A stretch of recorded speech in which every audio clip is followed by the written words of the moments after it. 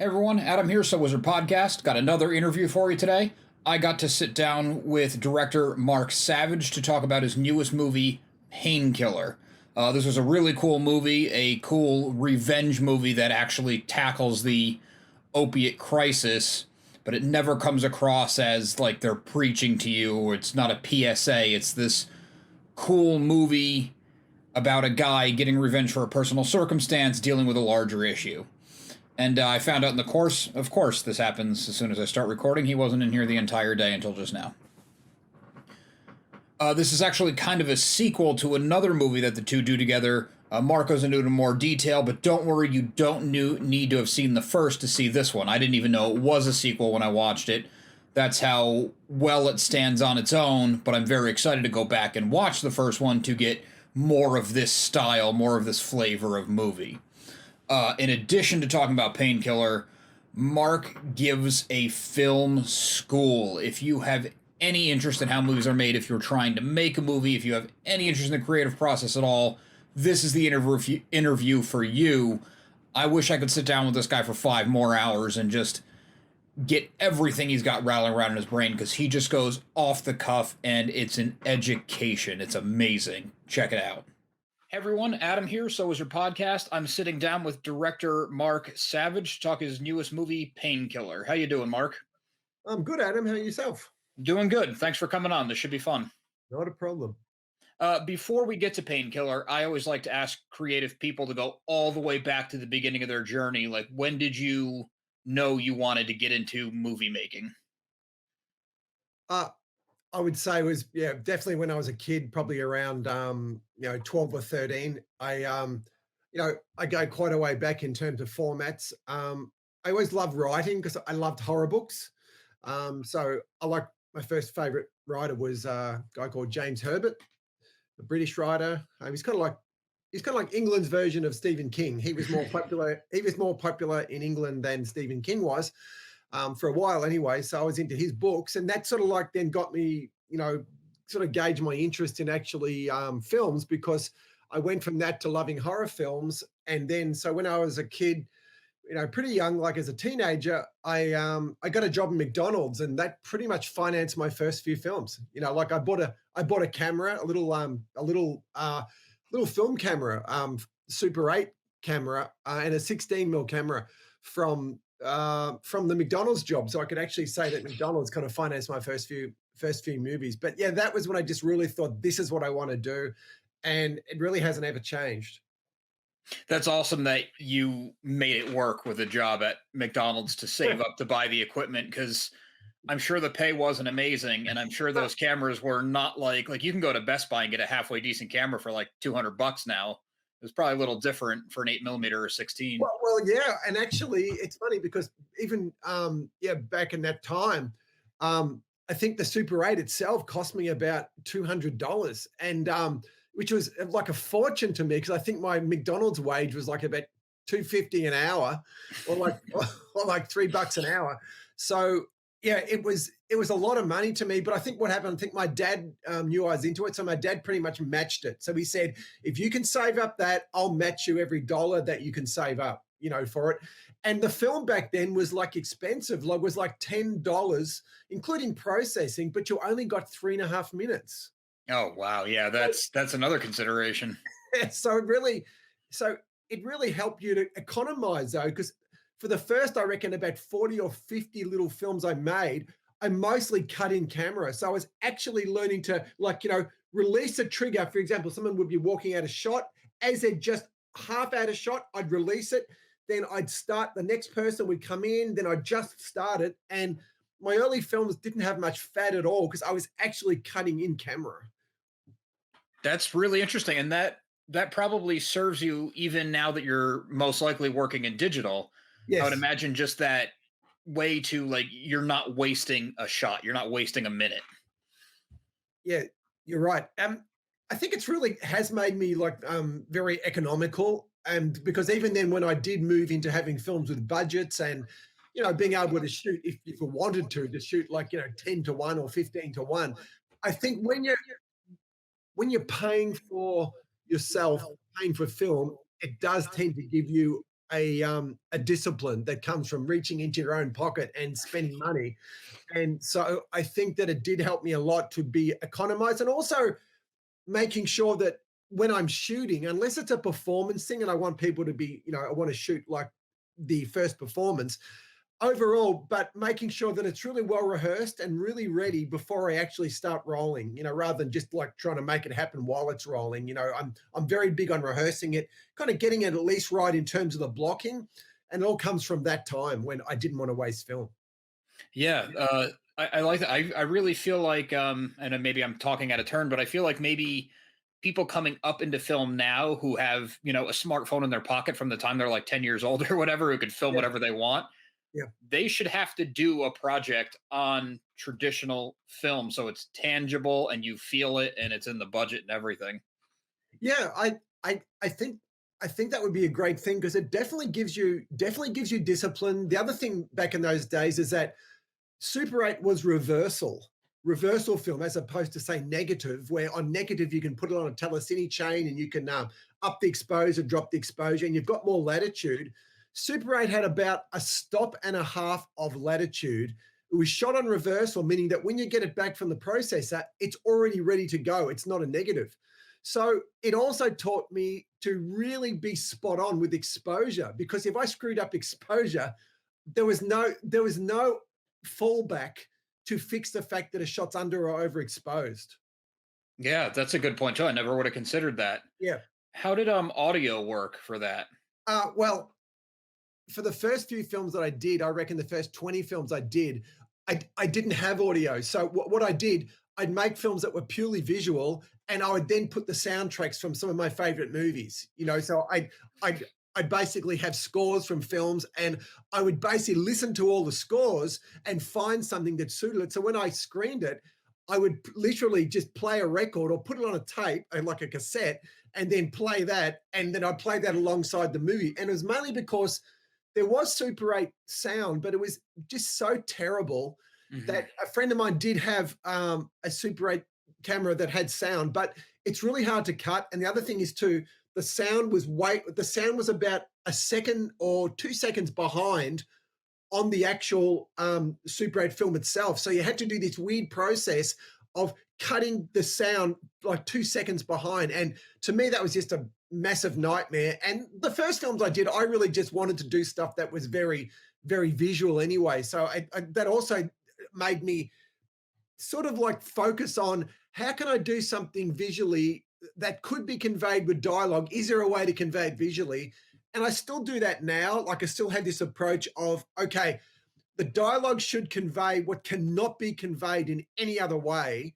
Other than that, I would like to convey it visually, because to me, it's more of a visual medium than a dialogue medium like radio, even though the sound, though, of course, is definitely 50% of it.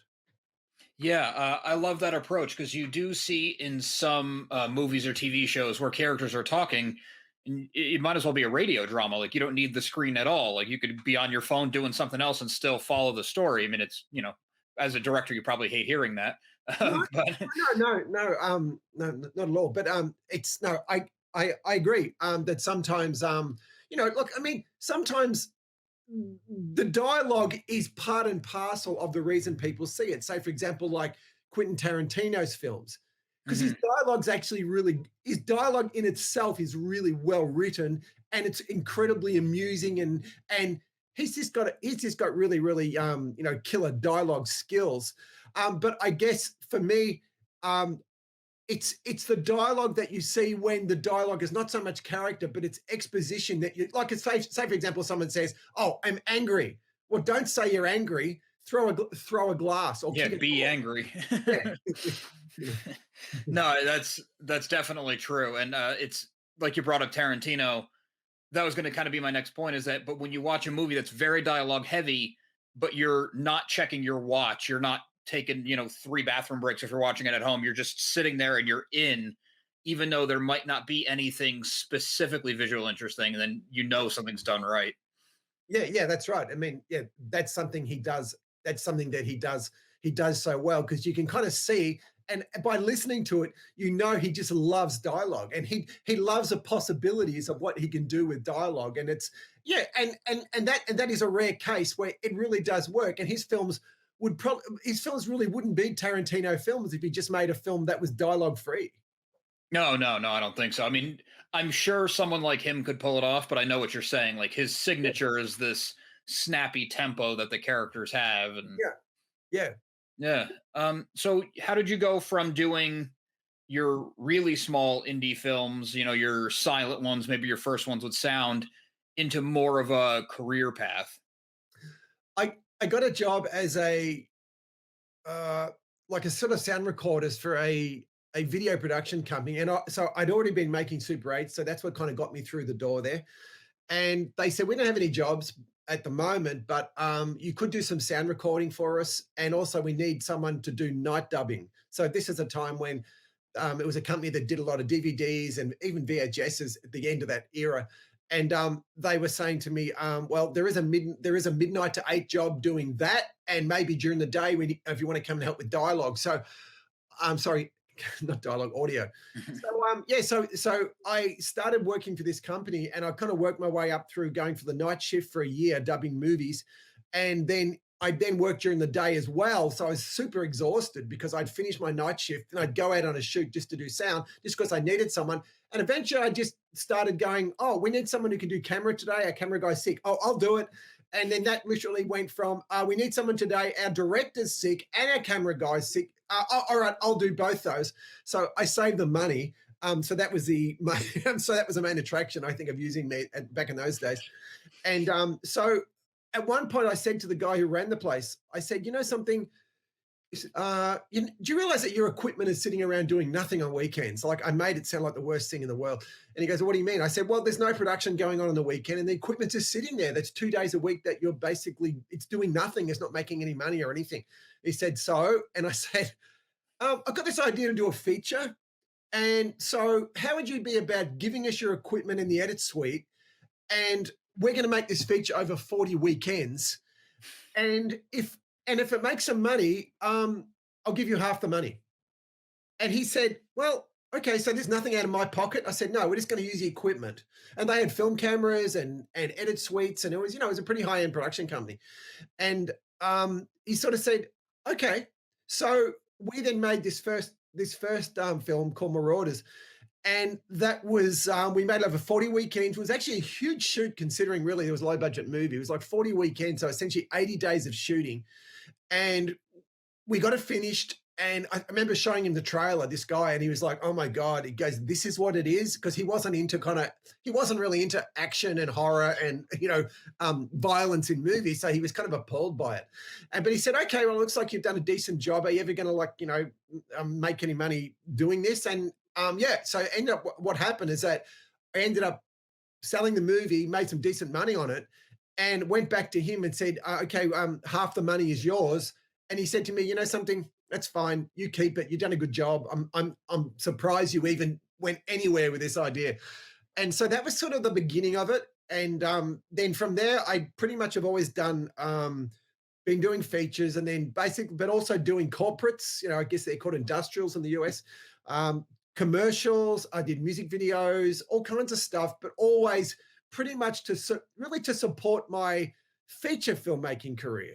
So I always had these other things that I did. I also shoot natural history for various networks around the world, and also do interviews for even DVD and Blu-ray companies. I'd always done that throughout my life, so I still do a bit of that now and then as well. Again, it was always so I can keep making features, so I can keep doing what I love, and not having to necessarily do something that I hate during the day. Not that I haven't done a few of those things as well. I mean, we all have, but ultimately that's all I ever really wanted to do. So I had to find a way to be able to do it. And what that was not pretty much, especially at the beginning, really not saying no to anything. Oh yeah, music video, I'll do it. Corporate, I'll do it. Commercial, I'll do it. And because everything, to me, everything's positive. It's always going to help your skills, help you get to know the equipment, help you, especially with editing, because I think editing is a skill you cannot just learn by reading books. You've got to make mistakes. You got to come in and go, oh shit, we should have shot this, and this. Why aren't there more close up to that? Why didn't we do coverage? Why did I cut the camera before that person walked out of the shot? All that sort of stuff that you learn after a while is like start the camera pretty much. Like one thing I always do, and this is from doing this, I always keep the camera running even after I call cut. So because often you'll get really interesting stuff from actors when you call cut, if you run it for another 20 or 30 seconds, the actor will sometimes do something really interesting that is not necessarily part of what their intended performance is, but you get really nice little surprises when you don't have this idea of just going, okay, cut, and then cutting everything. And this is just learned from editing. That's fascinating and awesome advice for anyone who's trying to get into the industry or is in the industry and wants to do more. That yes to everything, can do attitude. Like you said, you were doing 3 jobs on a set, so you were getting the experience you wanted. They were saving 2 salaries, so they were psyched. Yes. And I love that story about, hey, your equipment's sitting here doing absolutely nothing. Why don't you just let me make a movie? Yeah, yeah, because when you're trying to do your first feature, it's understandable that nobody will trust you because you've got nothing to show them. And even if you have something that say like, I had at that time, I had 3 features on Super 8 and 110 shorts on Super 8, but none of it meant anything to anyone I was going to see because they'd say, well, have you made a film that's at the movies or, have you got a film on video? And I didn't. And so for that first one, and actually it's really an ongoing thing. There's never really a time unless you've just had a film that's made hundreds of millions of dollars. There's never really a time when people just throw money at you. Yeah. Because and that's often the fantasy that, I'll get a couple of films made that everyone's going to throw money at you. They don't throw money at you anyway. And even well-established filmmakers still have trouble getting films made, even though they may have 20 features behind them. And as I say, it's only the people who, for example, maybe have just made a movie that's made $100 million profit. Those people will get people coming to them because they think, well, you've got the magic ingredient or you've got the magic way. And even that's not really true because sometimes the reason a film's a hit, it's not just the director, it's the story, the actors, the time it hit, the genre and everything. I mean, there's all kinds of stuff. But it's fine. If a director wants to take credit for that, that's great. You should go with it. But I think the main thing is to never assume that it's ever going to be easy to make movies, especially to make features. So that's why the first one's particularly difficult. But that's why these days it's a lot easier than it was when I was studying, because when I was studying, the cost of film was so high so the whole point is I couldn't just go, okay, I'm going to do this film for like 10 grand. I couldn't do that because the cost of stock back in those days, it was $400 for 10 minutes. This is Super 16, $400 for 10 minutes, $400 to process it, and $400 an hour to transfer it. So that's $1,200 for 10 minutes. So 10 minutes multiplied, this is if you shoot 1-to-1. So $1,200 multiplied by, say, 10 with a 100-minute movie, that's already $12,000. So even if your ratio is 3-to-1, that's $36,000. And that's not even paying anybody yet. That's just the stock. Yeah, that's not even lighting, sound, anything. Yeah. So these days, the idea of that you can actually get a camera like, say, like an A7 III or something, and you can shoot 4K, and you've got really, really good third-party, colorings, like use DaVinci, you can use Avid, you can use Mac, whatever. But the stuff that you can do now and the quality you can get is pretty extraordinary. So there really is, if you truly want to do it, and it doesn't matter who you are, there is truly nothing stopping you from doing it now. And I'm not saying that it's easy because the difficult part is not really the shooting, and the difficult part is getting it distributed, but also, it may be cheap to shoot, but you still got lenses. Mm-hmm. Lenses cost more than those cameras anyway. Yeah. So the whole point is you've still got the issue of, you can say, okay, I can at least make a film for a small budget. You're not going to be able to have names in that budget, which will make it hard to get, hard to make money back these days, because still this distribution still wants, well, certainly any distribution that pays you minimum guarantees, they still want names. and it doesn't have to be an A-list, but they still want a name because they're still driven by that. Because so when you're making a film, you're not necessarily making a film to please the audience initially. You're making it to please a distributor who believes in it enough to put it out there. So because often it's kind of like, oh, we're going to make this killer story. It's going to be really weird. All my fans are going to love it. Well, that's fine. But the thing is, the person watching it is generally quite conservative because they're running a company. Yeah. Yeah. So, It's dollars on a spreadsheet. that's right. So if you make a wild and crazy movie that wouldn't necessarily be their sensibilities, well, then at least that better be technically accomplished, have really good score, have really, really solid sound, because then otherwise I'll find every excuse in the world to not only tell you why the film's just not their type of movie, which is, fair enough, but don't give them an excuse to also tell you that it looks like shit, it sounds like shit, and it needs to have its technical quality up, because that's a legitimate criticism. Right, and then it's tough to even shop that. Like, you could throw it on, if it's technically very well made but not their cup of tea necessarily, like you were saying, maybe you could put it on YouTube and find an audience that way. Then you have this, quiver that you're the arrow in your quiver that you could take out and say here. But like you're saying, if it's technically a nightmare also, then what are you going to do with it? Yeah, that's right. And people are very, very judgmental of lower budget films already because they're low budget. So, and I mean, and I mean, even I am, because I get a lot of people sending me films and they'll often sort of say, what do you think? And the first thing I'll usually say, it's often the criticism of it, which is, across the board, but not always, but I'll say, well, the acting's terrible. And they're like, well, we didn't have much money. And I said, that is no excuse, because there are good actors out there they're not well known, but go to theater groups. There are really, really good actors out there who are not names. And if you've got poor actors in your low budget movie, that means your personal judgment on what's a good actor or a bad actor sucks, or you're giving roles to your friends, which, if your friends are not good actors, you shouldn't be doing that unless they're background extras. Yeah. Yeah, don't have your friend be your lead just because they're your friend. No, because I mean, my first film had a very weak actor in it, and I caught hell from some legitimate people I showed the movie to, and they were totally right about it. I mean, there was a director who was a bit of a mentor of mine named Richard Franklin.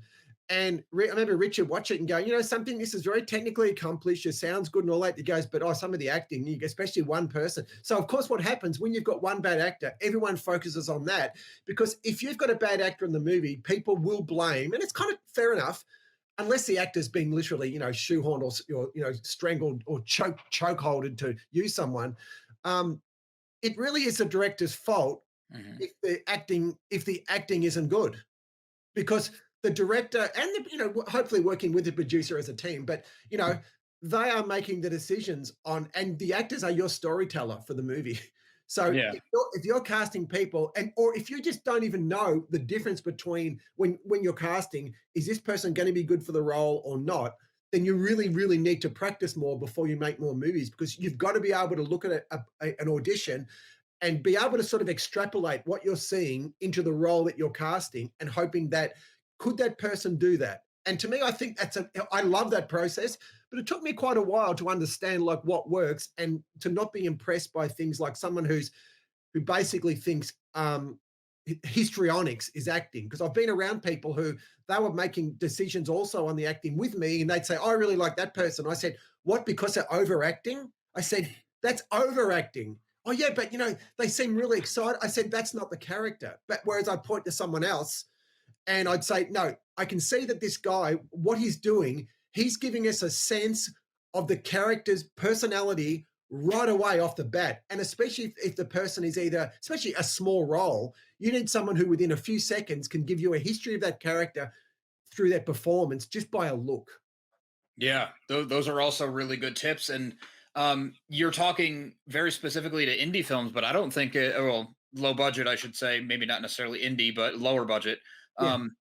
I don't think the acting thing is necessarily unique to that, because you'll see some of the biggest Hollywood movies can have really clunky dialogue, but a good actor can sell it, or vice versa. You can have the greatest script in the world and you cast somebody who's just a cardboard cutout, and it's just, we got nothing. Yeah, I totally agree. And because often a film is also can often be cast on particular leads. You know, it may have been even financed based on two leads. So the thing is, the clunky dialogue doesn't even come into it, and because it's like, well, we're green lighting it because we like the two leads. And I think that's why you do see a lot of shitty films, because you'll sort of go, oh my god, I can't believe this film even got made, and look who's in it. But actually, if you reverse that, no, that's a reason it did get made, Mm-hmm. because of who's in it. It didn't get made. Most films, actually, it's sad to say, but most films are not being green lit because of their stories. They're being greenlit because of the actor who is attached to the script of that story. But because there's lots of fantastic stories out there that can't get financing because they haven't got the right actors who are attached to them. So the thing is, it's really up to the writer, director, and producer to get the script right, because often the financiers are not skilled at improving scripts, and often even executive producers are not skilled at improving scripts. So that's something that you need to do yourself, and you need to be aware of that if scripts really matter, because you're not necessarily going to have someone saying, oh, well, now that we've got this finance, we're going to do a major rewrite. It's often the opposite. Now that we've got a finance, we're going right ahead with like a second draft. Mm-hmm. Yeah. And have you found that strengthening the script first is easier to get that name that a financier might be looking for? Definitely. Definitely. Yeah, because like I usually will not send a script to any actor unless it's been through at least, I reckon, 7 or 8 drafts. Like I would never just like go, oh, okay, look, this is really rough, because it's the only shot that you get at the actor, Mm-hmm. and often it's their agent or their manager who's often reading it first, so they read it, and they read scripts all the time, so they're obviously, usually they would be very impatient with scripts because they're reading so many of them. So they're going to read 2 or 3 pages. This isn't right for our person, or it's sloppy, it's badly structured initially, or the have no idea what's going on. But yeah, I would always want to send scripts to actors, because that's what's going to, number one, every actor, even actors who are very well known, are still always looking for great roles, because that's why, and because you also see a lot of actors, even say like, even you see a lot of actors who you sort of go, well, that person used to do a lot of really good stuff. Now the stuff they're doing is not as interesting. Well, sometimes it really is. Either they've aged out of the roles that they were known for, or they're just not getting sent interesting scripts anymore, but they still got to work. So they still do stuff that's, subpar. Mm-hmm. But I don't think there's any actor out there who's still not going, I still would love a really great role, because for the actor, it's an amazing challenge. And every good role also sort of broadens the perception of them in the market, because, oh, this actor can also do that because I saw him doing that. So you can have an established actor who's known for one thing for 30 years, but sometimes they really appreciate being offered a different role, because then after that film comes out, they then start getting offered different roles as well, because the bias against them now has been removed, because the director took a chance on something else. And I'd say most actors, if they're really good actors, even if they're known for a particular genre, most are really good at doing all genres. They just don't get, they just don't often get the chance. Yeah, and you see good examples of that when someone is in like a very genre specific movie, and then in between franchise installments they do an indie that's completely a 180 from what you know them at doing, and they crush it. That way when they get out of their big franchise, they have a future and stuff. Where Yes. if the opposite happens, if you're known for this and you're typecast into it, that's it. Which, I mean, I read a quote. I think it was Stephen Amell, who was on the show Arrow, it was a superhero show. He said typecast to him just meant job security, which I thought was interesting. But Sure. Yeah. Like, and actors, yeah, I totally would understand why he would say that, because the job security is incredibly important. And then eventually and occasionally, yeah, you'll get occasionally someone's also going to say, well, wouldn't mind trying this person in this, because it's kind of something that's more against type. And I think that's actually really good thing to do. And often you're still going to have another role too that may be the more kind of you're still going to probably not have them on their own in an against type role, but you'll have someone else as well. But the thing is, because that's always a complaint, that if you want to cast someone in that kind of role, well, then that actor who's doing a different type of role then wants to know, well, who else is in it? That's often quite important to actors, because they often don't want to think that either they're the only one carrying it, or also the other side is they don't want to think they're the only one who has kind of believed in the project, because then they'll think, well, is this any good if I'm the only one they can attract? Hmm. Well, So it's an yeah. interesting process. I mean, like acting's a acting's a bloody hard job in terms of a career. I mean, directing is too. But because you're very dependent on other people making a decision on, like, are you right for this? Are you right for that? And especially at the beginning, it's hard. It's not quite the same when you're established, because then at least you know you set a precedent. And so people at least can go, I like that person, let's get them for that. Like a Gene Hackman, he's retired now, but Gene Hackman for years kind of played versions of Gene Hackman, Hmm.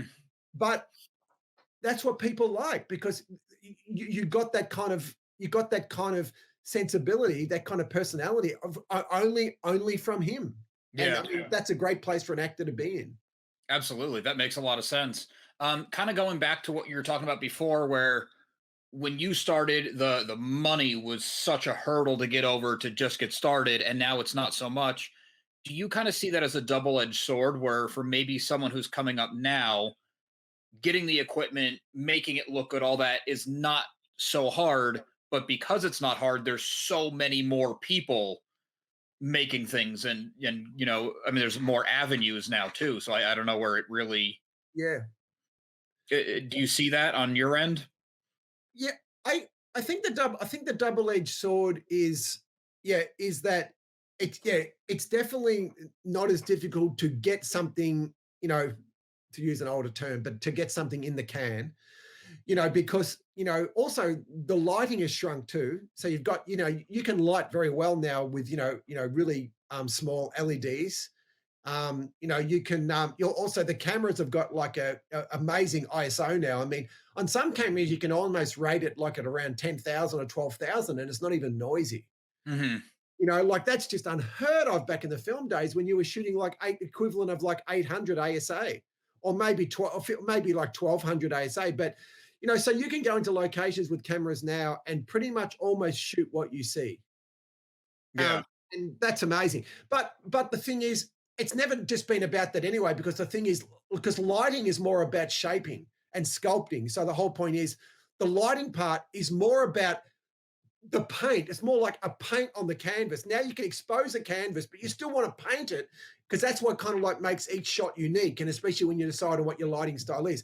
But I think that the double-edged sword is the other aspects of the process are not really any cheaper. So people often go, oh, gee, we can make this for nothing. Well, you can't do sound for nothing. You can't do sound mixing for nothing. You can't do M&E for nothing. If they want a 5-1 mix or 7-1 mix, that's not for nothing. Like the cost of doing sound, and sound's often really underestimated in terms of like how good it's got to be. That, a sound recorder, Stephen, because I often have this argument with people even now, sometimes just on smaller projects. So I'll say, oh, who's the sound recorder? Oh, yeah, we'll get someone. I go, no, don't just have the attitude of just getting someone. I go, you need someone who's been doing this for a long time, because sound is a really, really specific and difficult area. And a sound recorder is not someone who just holds a boom and records into like a Zoom, a Zoom H5 or H6. It's someone who totally understands how to mix, totally understands like where to place microphones. So those costs, I think, sink a lot of people, because they kind of go, we've made this, but then the sound's not very good. But also, you still got crew costs. Hmm. You're still paying people. You're still paying. I mean, probably I think one of the most underestimated people on any shoot is a line producer. Um, it's probably one of the most difficult jobs on the whole film. So the thing is, you've still got someone like a line producer who's coming onto your film maybe sometimes up to 2 months before. So they're on it 2 months before, then they're on the whole shoot. You've got other people too are also coming on, weeks before. So all those costs haven't gone away. So when someone says, oh, the cameras are cheaper and all that, yeah, but that stuff hasn't changed. But also what's changed, and this is a really unfortunate part, those costs haven't changed, but the amount of money a lot of films are making back now is not near as much as they used to make. Yeah, that's true too. So it's a really weird economy now. So the film that used to be the $3 million action film is now the $750,000 action film. And the reason is because those kind of action films don't make like 4 million back now. The 750K film makes 1.1 million or 1.2 million back. So the economics have really shifted. And so the access to, yeah, so as you say, the access to the physical, to the equipment, and there is no stock because you're recording on cards.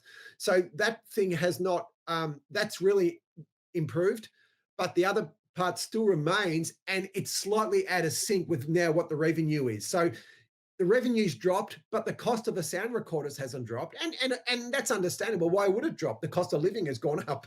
Yeah, that's true.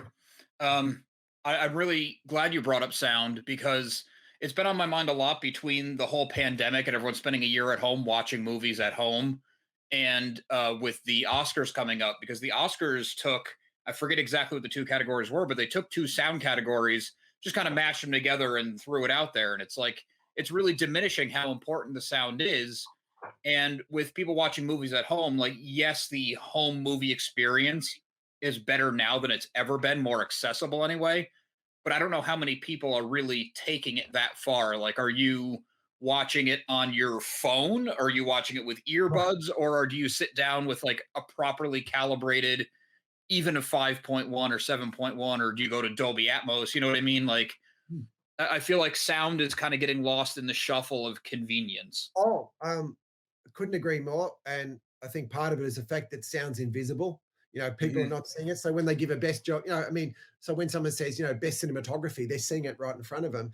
But, what's so interesting about sound? I mean, also, if people understood also that often the sound often takes longer than the edit. So the whole point is, you're editing the film, like even like the one I just did, the edit to lock cut was 7 weeks. The sound was 12 weeks. And the sound had more people involved in the process, in terms of the, because it's got, you've got dialogue editors, you've got people doing Foley, you've got the main supervising mixer, you've also got like also on this, composer as well. The composer's also got people who are also doing some of the real instruments. So we probably had like 10 people all up on sound, whereas on pictures we had the main editor. Then I also had a guy who did the 4K conform, did all the CG, and also did the all the color grading. So pretty much we kept that to 3 or 4 people, whereas the sound's 10 people. And I think sound is massively underappreciated. And to me, it really is. It's 50% of the movie. Yeah. Like I mean, look at an iconic film that's say like known for its like score, and even like a scary film, say like a Halloween. I mean, watch Halloween in silence. It's just not the same film at all. Yeah. And so I think it is a shame that the Academy has done that, because it's almost like, you're right. It's like it's demeaning the artistry of sound people, who I have just so much respect for, sound people. Because I've done small amounts of like just mixing myself, but just like on just more like promo trailers and things like that. And to think that what's achievable in sound. I mean, also you can fix mistakes as well. And also even like dialogue editors, the job they're doing is cleaning up dialogue, basically pushing things like traffic sounds further back. Than having to do like M&E, where you've got to recreate all the sounds again, everything that's been recorded, that's actually got, dialogue on it. I mean, you're like starting from scratch. And like Yeah. it's an extraordinary, just an extraordinary area, which I just kind of in awe of sound people. Yeah, it's a fascinating thing, and even me, as I consider myself a fairly well versed movie fan. Not that I've made a movie, but it's still an area that, like, I feel like I need to study because Yeah. I know the difference if I watch a movie on my laptop or if I go into like my home theater and I do it properly, and light control so the picture is all good and all that stuff. Leave the phone aside, but just to get immersed in it is such a better experience, and it can make, if you watch a movie on your laptop and you think, oh, that was pretty good, it was okay. But if you had done it properly, how would that have resonated with you? And I think that's something people need to be aware of. Yeah, yeah, and to really build and to build, build sound, decent sound into the budget. It's like delivery items. The whole point is it's often like an afterthought, but you've got to build sound into the budget. You've got to go out and go, okay, we're putting aside, no matter what. If you've got a low budget movie and you're putting no money aside for sound, then don't start the movie yet.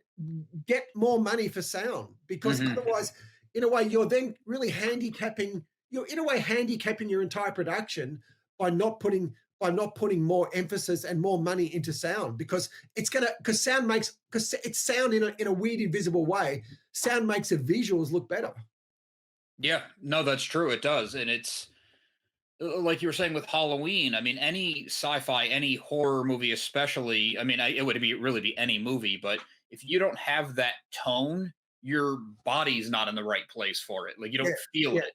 yeah. I agree. It's almost like, to me, it's almost like the real third dimension is really what sound does. You know, Hmm. to me, it's more effective than watching 3D. I'm not a huge fan of 3D. The thing is, but to me, the real third dimension, which is almost the psychological dimension of the movie, and that is sound. It's That's exactly it. music and sound. You know, more than say things pop out of the screen. It's That's what it is, because that's what also really gets you into the cognitive aspect of your characters. Sound just does that beautifully. And the same with composers. Like, I love working with composers. That's the same thing. I'm in awe of composers. What they can bring to. I mean, I'll give them 10 tracks, and I'm a huge soundtrack collector, so I've got a lot of really good references. But I don't compose music. I have no idea how to compose music. All I know is what I feel is kind of working with music. But it's the same thing. That's what's giving your characters their deeper psychology. Yeah, yeah. That's it's funny you brought up the music because I'm not really a music person. Like in my spare time, I don't even really listen to a lot of music. And in movies, of course, I acknowledge a good score, bad or ones that click with me or not. And I had the opportunity to do an interview like this with a composer, and I was like, I don't know what to ask this guy. I'm not that into music. And at like the hour and 45-minute mark, I'm like, I'm sorry, I ate up your whole day because I was just so fascinated by the process. Right, right. Speaking of which, I'm now eating up your whole day, which I appreciate. This is like a film school in itself. This is amazing. Okay. But if you want to get to Painkiller, how did that project come across your desk?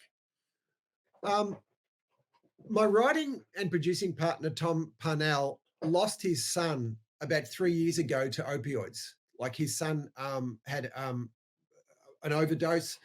Well, actually, he wasn't even really an overdose. He basically just was taking something, and he ended up he basically fell into a deep sleep and ended up dying from like asphyxiation. So he and I had made a film. Our two previous films was one called Purgatory Road, and before that, we made a film called Stress to Kill. And so we were deciding what we're going to do next. And I just happened to say to him at one point, something. I mean, this whole opioid issue, it's such a huge thing. I mean, I mean, before COVID, it like was the pandemic or epidemic, right? It's an Yeah. and I said, why don't we do something that addresses that? I mean, you've lost your son, and obviously it was a very touchy, difficult subject for him at that time. And he thought about it for a couple of weeks, and he got back to me and said, let's do something, and let's really make a film that more exposes where the real issue is. Because the issue is not really, it's not like regular drugs in the sense that, it's the street, it's the guys on the street selling drugs. I mean, because that's what a lot of times who get targeted, the dealers. No, it's the pharmaceutical companies and their policies, that type of thing. And he really felt that. I mean, they're very irresponsible, and Hmm. I won't go into that, but that was kind of what really informed this. So I said, well, why don't we take two characters from Stress to Kill, which was Bill Oberst, and the guy who in that film played his doctor, but he had a smaller role in that film because he was a guy. Bill would come in and say, I'm feeling stressed out because he had a heart attack. He said, and the doctor finally one day said to him, you know what you got to do? You got to try to really work on dealing with your stress. He goes, well, what do I got to do? And he goes, you've got to identify your stress and eliminate it. So, of course, what the film was about is about him identifying the stress, which were other people, and eliminating it. So he's eliminating people. So that was how that movie went. And then in this one, we've now see the same character, and it's not a direct sequel, which is why it's not called Stress to Kill 2. But that's why we have this sequel, because he had a daughter in that film. So I said, well, why don't we actually have a storyline that involves you've lost your daughter, and this then moves you on to meeting the doctor again, and then you're already on the radio sort of campaigning, and basically got something which is parents calling into a radio show where you're dealing with people who've lost their children. So that informed it. So we wrote it over a period of about 7 months, went through about 16 drafts. with the last draft being very close to the shoot after we did like a bit of a sort of a round table with the actors, and that's when we pretty much put it together and made it and raised the money for it based on the a couple of cast members, which was Michael Pare and Bill Oberst Jr. Brought in a whole bunch of other really good actors, and made it from that. So yeah, it was really informed by that. But we wanted to make a film that wasn't like a docudrama about the subject. We still wanted it to be a valid kind of genre film.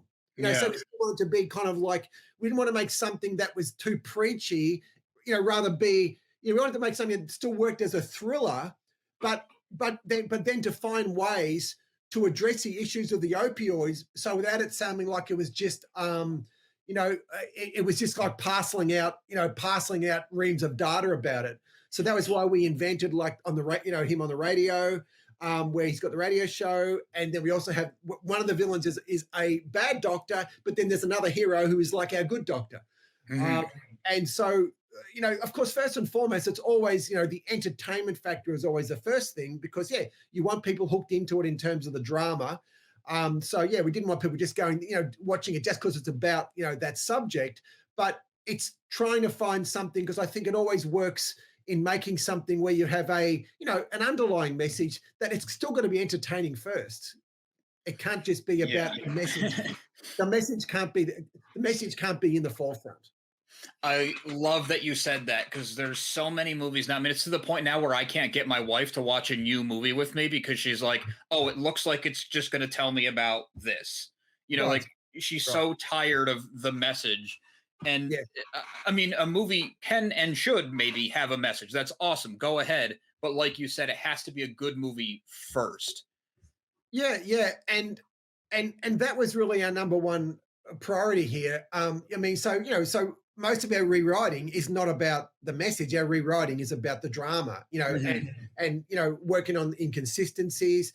Also making sure that the rewriting process is always interesting, because hopefully you keep stripping away dialogue. Again, you're finding things. Do we need a line there, or can we and then we go, no, we'll just do that with a look. Things like that. So it's always an interesting process, because you're almost backwards engineering with it. You've got a certain budget, and then you're able to kind of build it from there. But to me, you know, every movie is like having 10,000 boxes to tick. Each one is a task, and the movie's done when you've ticked 10,000 boxes, because it's very detailed, you know what I mean? And I'm very anal about like composition and the look, because my background is also cinematography. So even though I'm working with a cinematographer and two on this one, everything to me is a point to worry about, because I'm also producer and director on this, and co-writer, and my partner Tom is exec producer and co-writer. So it's so we had control over it. So yeah, if people don't like it, don't blame me.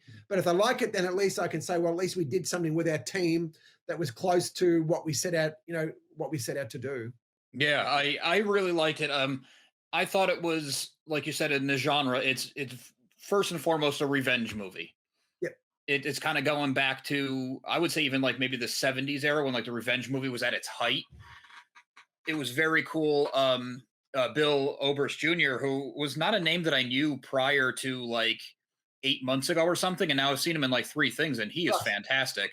yeah, yeah, And he was perfect for this. He's got that voice where like you're drawn into everything he says, but his dialogue when he's not on the radio is kept to like bare minimum. Like, this is what he needs to get across, and that's it, which yeah, I also liked. yeah. You're right, and yeah, that I'm glad you noticed that, because yeah, that was the thing, because he gets out his anger, he gets out his the way he's feeling on his radio show, and his communication with the other characters. Yeah, there's not much dialogue at all. Hmm.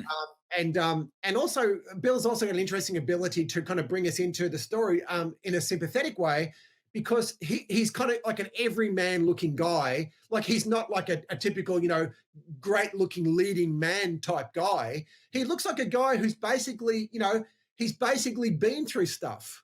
Yeah. So he looks like, so anyone watching it is going to kind of sort of go, yeah, he's a little like me. He's been through shit in the world. and not everyone, comes out of shit, looking like Robert Redford, or Robert Redford when he was young, and so, it's also really important to have a character like that too, because ultimately in that movie, he is a killer. So you're working against the whole idea of him being, and it's not, and he doesn't need to be sympathetic in the sense that, we just love him like he's Santa Claus, but you at least need to be willing to go along with him. I mean, to me, that's the thing when you've got a character who's a killer, who's your hero, is that you don't need people to love what he's doing in the real world because he's a killer. And of course, killing's not something that the film's advising anyone to do. I mean, it's in a fantasy context here, but he is our character, so he better really have a good reason for what he's doing, especially if you want the audience to care about the fact that he lost a daughter. Yeah. So to me, you always kind of like, so that's in a way what the main challenge is that it's going, okay, where do we position him as a character who is a killer already? So the thing is, and he's got a certain kind of almost sociopathic sort of like vibe to him, but it's like a likable sociopathic vibe, like he's a little bit crazy. Right to the, obviously we won't discuss what happens at the very end, but there's a scene at the end where he sort of like invites another person to sort of join a future crusade. And you sort of get that sense that, there's a part of him that's kind of like a little bit nuts, but it's almost like, I guess in a way in this particular world, and even in filmmaking, you probably have to be a little bit nuts to be doing it because you need almost psychotic optimism to keep going. Yeah. It's funny too that you say like the sociopathic tendencies or whatever, because there is, again, without going into spoilers, but there is a scene where they're checking his heartbeat while he should be in like complete fight or flight mode, and he's just as even keeled as you could possibly be, which was awesome. Yes, and that's also like a little bit of an echo of the other film, Stress to Kill, because the doctor says to him, 120 over 80, that's good because that's in a way like for someone that age, optimal heartbeat. And that film is all about him trying to achieve 120 over 80. Okay, I got to go back and watch that one because I didn't know this was a sequel. But we definitely, as I said, we didn't want to do it as a direct sequel because I didn't want people thinking that they needed to see the other film in order to watch this, because you absolutely don't, because there's really nothing else except the doctor relationship from the other film, and there's nothing that's assumed with this that we don't, in a way that we don't cover well. Like we don't just assume people know stuff. So that was why it's more like just taking the two characters from that, because we like the characters. And I also really love working with Bill. I mean, Bill's just an extraordinary actor to work with, and probably, just the most prepared. And he's also an actor who's always got really good ideas. When he has an idea, it's a good idea. It's a solid idea. And he'll ask questions that are totally related to not what's best for him as an actor, but what's best for him, his character. And that's what I really admire. And that he's completely committed to making the character. It's not like there's no ego of, well, if I did this, I would look really good as an actor. No, this is right.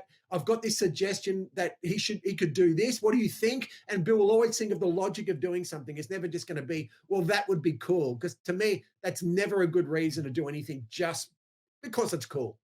Yeah, his character, and from what I've seen of his acting style, is kind of like the less is more, where like I'm going to do just enough to get across what I need to get across, but that speaks volumes. Yeah, absolutely.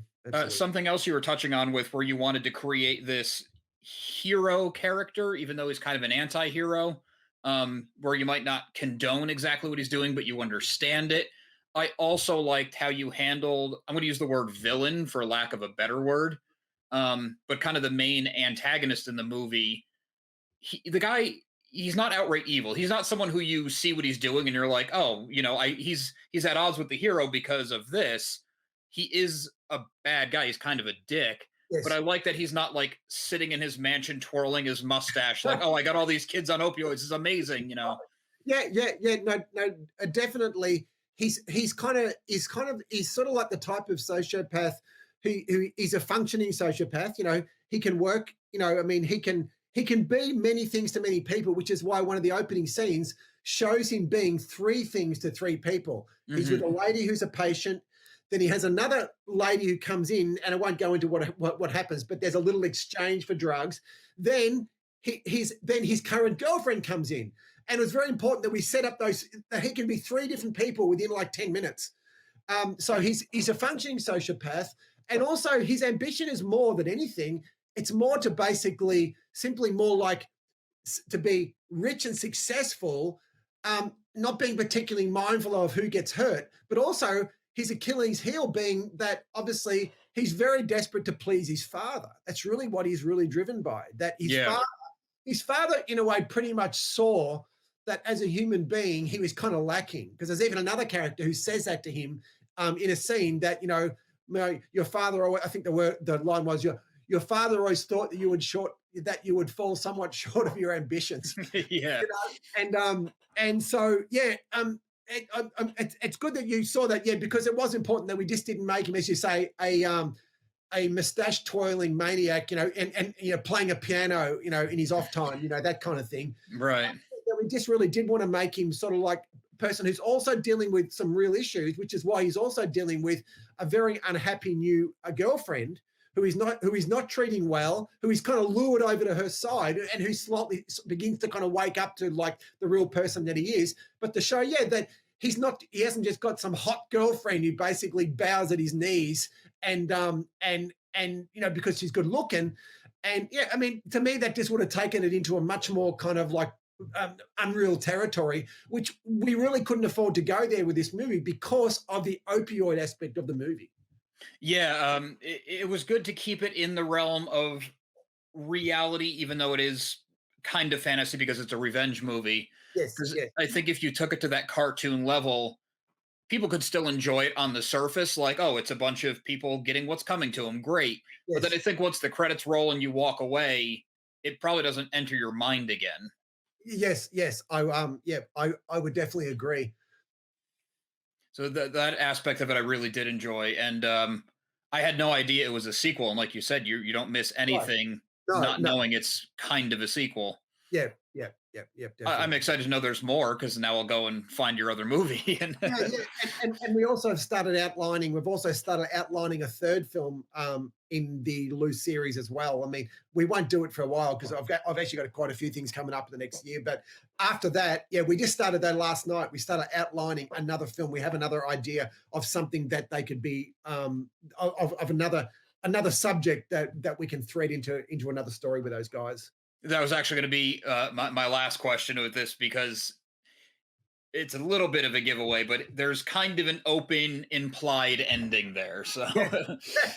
Oh yeah, no, definitely, and that was kind of something actually that wasn't in all of the drafts, only in the very last draft, because there's something else also that another character does involving his head, and that was only something that I came up with on like probably like 2 days before. I thought, yeah, I'm going to have him do that, and hopefully that works for the audience. Also taking it in a different direction. yeah, yeah, and it kind of because it's a movie with such heavy subject matter, and it even has the memorial to your writing partner's son there, which I don't want to say I felt bad that I enjoyed the movie, but it humanizes it more than just like, oh, that was pretty badass. Oh yeah, no, I think it's fine that you enjoyed the movie as a movie, Yeah. because it's I mean because ultimately it is about it is something that hopefully it's something that engages you for almost 90 minutes, while at the same time maybe learn a little bit about something about a sort of like a pretty repulsive kind of industry that obviously isn't all bad, but I think the main thing is there's actors within that business who aren't just doing what some of the opioids are meant for, because some people really do need them, but there's Mhm. people who don't need them, and the opioids are unfortunately falsely marketed to a lot of people, opioids that were never intended for those particular people, and that's really where the damage is. Yeah. Are you US based right now? Yeah, yeah, yeah. Okay. I mean, perfect. Because when I first heard about this opioid thing, and I heard there's like 3 prescriptions to every adult in America or something insane like that, and Yeah. then I found out that we're one of the few countries in the world where you can advertise medicines and drugs direct to the consumer. Yes, I And know. that just blew my mind. Yeah, because definitely in Australia, yeah, where I'm from, yeah, definitely in Australia, you cannot do that. Yeah, you're right. The US is the only country in the world that allows that. Yeah, you can't watch TV for an hour and not see 5 drug I commercials. It's know. crazy. I know, like, I mean, yeah, it's a main source of revenue of a lot of TV networks is drug advertising. Yeah. Yeah. I'm guessing they didn't sponsor your movie. No, I don't I don't think they ever will. No, I don't think so. Mark, I really appreciate you taking the time to come on. The first half of this, the film school spot, was amazing, and I really enjoyed Painkiller. So thank you. Thank Um, you. do you want to tell everybody where they can find you and more of your work online? Yeah, most of my work is on Amazon Prime, also on Tubi. Got some on Hulu. Like Purgatory Road is on. I think it's on Stress to Kill, the one we talked about, the early one. Yeah, that's on Blu-ray. It's also on Amazon Prime. It's also on Tubi. Purgatory Road is also on Amazon Prime, Tubi, and I think it's on Hulu as well. And yeah, I mean, I've got a couple other things coming out. I've got another one coming out in about 2 months as well, called Hitman's Hero. It's an action film that's coming out in 2 months too. Yeah, like hopefully, yeah, if you enjoyed Painkiller, which is out May 4, yeah, look up the other films. Hope you enjoy them. Awesome. Thanks again. Thanks so much, Adam. Really appreciate it. I'd like to thank Mark one more time for coming on the show to talk to me about his newest movie, Painkiller, available now. Check it out. I hope you enjoyed it as much as I do. I can't believe the amount of knowledge he dropped in such a short amount of time. It was amazing. Make sure you like and subscribe. We have a lot more interviews, a lot more new movie coverage coming your way. Just before recording this outro, I locked down 3 really cool comic interviews, so we're broadening out for that. Not going to want to miss out. Also, make sure you listen to So Wizard Podcast every single week wherever you get your podcasts. SoWizardPodcast.com is your resource for reviews, recommendations, merchandise, videos, and more. So Wizard Podcast can also be found on Patreon, where for as little as $1 a month, you get multiple monthly bonus shows. We love hearing feedback. Drop us a note in the comments, leave us something on social media. All the accounts can be found after the show and in the show notes. And on a more personal note, a friend and I released a comic at the beginning of this year. It's called Social Studies. It's an ongoing series. It's a comedy. It's kind of a slice of life deal. It takes a look at the American high school experience, but everything is distorted through the lens of the 90s cartoons that we grew up on and love and shaped how we go about creating our comic. 5 issues out now at the time this video posts. New one coming out every month for the whole first chapter. Little break while we put some special things together. We're actually working on some light, limited 2D animation projects. You're not going to want to miss out. Check out Social Studies, the comic, socialstudiescomic.com, Social Studies Comic on social media, or Social Studies CB. Thanks.